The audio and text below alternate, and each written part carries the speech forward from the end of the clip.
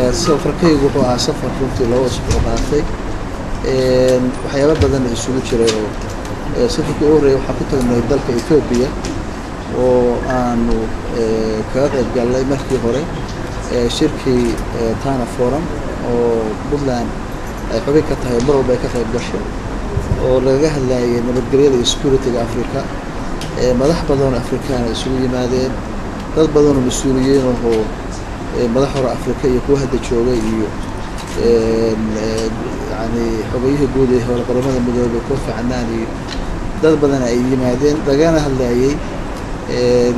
Afrika iyo nabadgelyadeeda dabcan markii Afrika iyo nabadgelyadeeda security la yiraahdana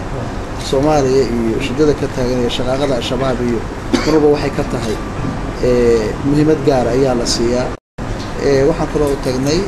oo la socday wasiirkii wasaaradda ganacsiga Cabdiwali Xuseen Cabdileen Guran oo dowladda Itoobiya dhamaystirkii heshiiskii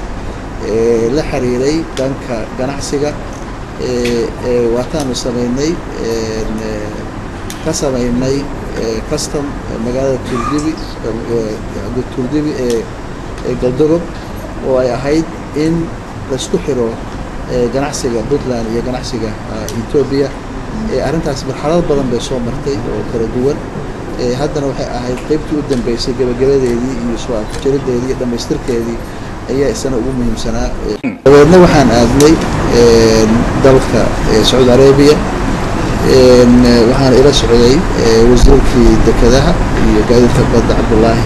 Saalax waxaan u tagnay waxay ahayd barnaamijkan wadna ee kaabayaasha horumarinta kaabayaasha dhaqaalaha ee Puntland xiriirkii tegitaankaygu wuxuu la xiriiray waqtigaad aan ka helnay maalqabeeno reer boqortooyada ah aan ku dhiirigelinaynay inay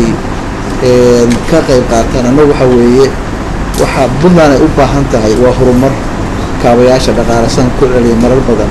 annagu marka dhaqaale annagu aanu dekada iyo jidad iyo ku samaysana ma aanu haysano marka waxaan u baahnaa laakiin cidda haysata in aanu u tagno inaanu la hadalno inaanu ku dhiirigelino in ay dalka maal gashadaan يعني tusno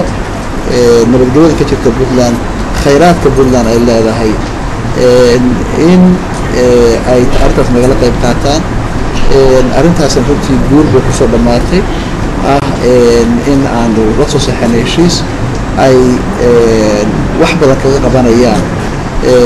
bilow يعني oo ay